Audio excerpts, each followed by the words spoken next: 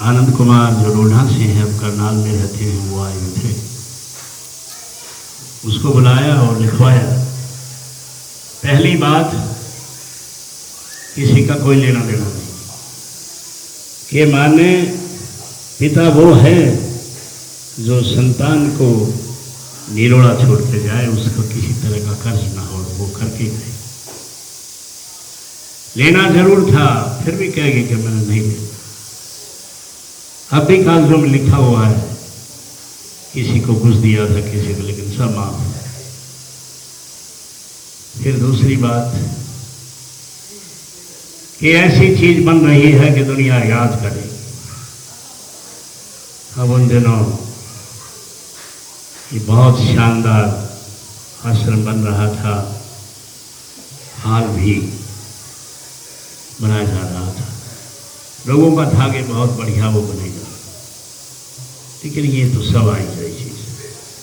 उनका इशारा यही था कि ये मत, ये आनंद हरा इतनी बहेगी कि लोग याद करेंगे। हजरत परमानंद जी साहब भी ये चीज बता के गए थे।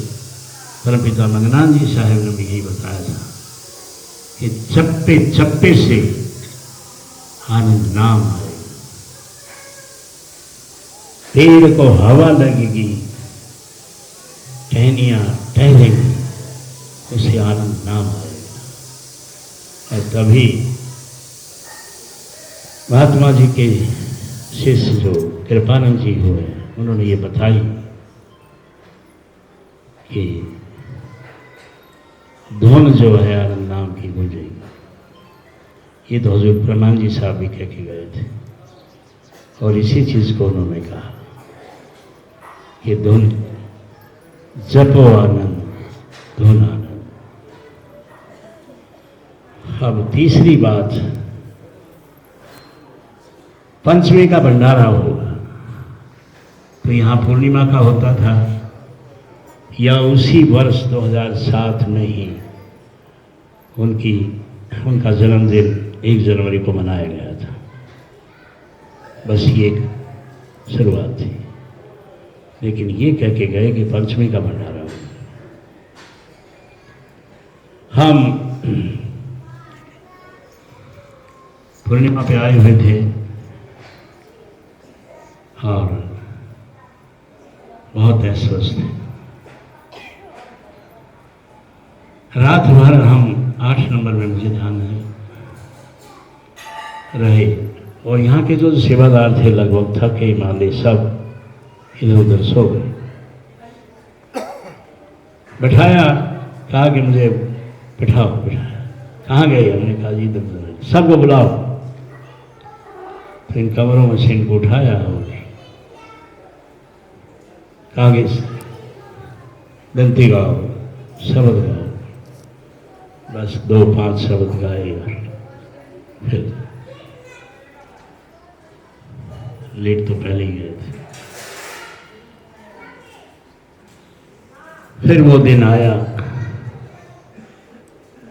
9 मार्च 2007, जो पंचमी का दिन था। इस नश्वर संसार सागर से निज धाम चले गए अपने सतगुरु की शरण में, और फिर एक बार जीवों को रोता बिलखता छोड़ गए कि क्या हो। पहले जो हुआ वो भी परमपिता की दया से, और अब जो चल रहा है वो भी गुरुओं की दया से ही है। तो हम तो सिर्फ आज का दिन ही महत्वशाली मानते हैं, उनको तो हर रोज हर घड़ी अगर हम याद करें तो भी कम है। एक आलीशान आश्रम बना के गए, और ऐसा भी करके गए कि आगे भी आश्रम बनते रहे। 2002 में वहाँ की संगत से मिलके, जयपुर की संगत आई हुई है, रामोतार भैया जी उन दिनों वहाँ है, हरियाणा के, वहाँ नौकरी में थे BSNL में, और वहाँ के जितने भी लोग थे सब ने मिलके 2 प्लाट ले लिए 200-200 गज। और एक बार वहाँ 14 अप्रैल को सत्संग भी हुआ, इसमें हम यहाँ से बुलाए गए थे और चौधरी आश्रम से मास्टर अमरानंद जी भी गए। फिर तय हुआ कि सत्संग होंगे और ये कार्यक्रम चलता रहेगा, लेकिन नहीं हुआ। हमने तो यहाँ तक कहा था कि हम आएंगे सत्संग में, सेवा होगी वो यहाँ की होगी और किराया भी ले लेंगे, लेकिन नहीं। 20 साल गुजर गए। 2022 में इन लोगों को याद आई कि बहुत समय हो गया, बहुत ऊंचे ऊंचे पेड़ हो गए थे उन प्लाटों। फिर रामोतार भैया जी ने दिल्ली भीम जी और रामनिवासी से बात की कि महाराज जी को कहो कि यहाँ कुछ बने। उन्होंने कहा कि आप तो हमारे से पहले से जानते हैं, बात करो। फिर उन्होंने बात की। हमने वहाँ एक दिन कार्यक्रम रखा, सत्संग का रात का। तो इससे पहले वो साफ सफाई करवा चुके थे। मैंने कहा वहाँ साफ सफाई होगी तभी बैठेंगे। कहता हम करवा लेंगे। हमने कहा नहीं, संगत से नहीं हो पाएगा। JCB मंगाई और अच्छे से सफाई हुई। फिर सत्संग के बाद, प्रसाद के बाद कहा कि यहाँ आश्रम बनना चाहिए। मैंने कहा इसके लिए तो पैसे चाहिए, लाओ। कहता हमारे पास तो नहीं है। कहता फिर तो हमने कहा चलो यहीं से शुरुआत करते हैं। एक प्रेमी ने बोला कि मैं 5 दूंगा, फिर किसी ने 10 कहा, किसी ने 20 कहा। अगले दिन हमने रामोतार दहिया जी के लड़के हैं अपना सुरेश दहिया, उसने एक फ्लैट लिया था, वहाँ उसका मुहूर्त करना था, उसका सत्संग था। वो कहने लगे अगर यहाँ राजनीति ना चले ना तो मैं 1.5 लाख रुपए दूंगा। तो पहले तो उन्हें पूछा भी राजनीति, कहता नहीं लोग करते हैं। उन्होंने कहा भी नहीं होगी, दूंगा 3 महीने में।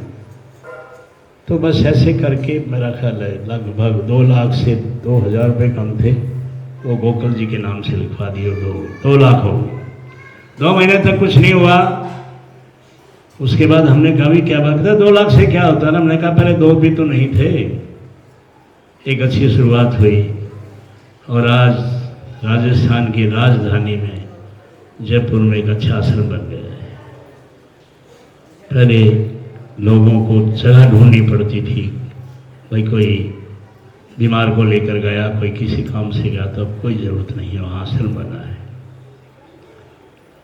और फिर हमें सेवा मिलने के बाद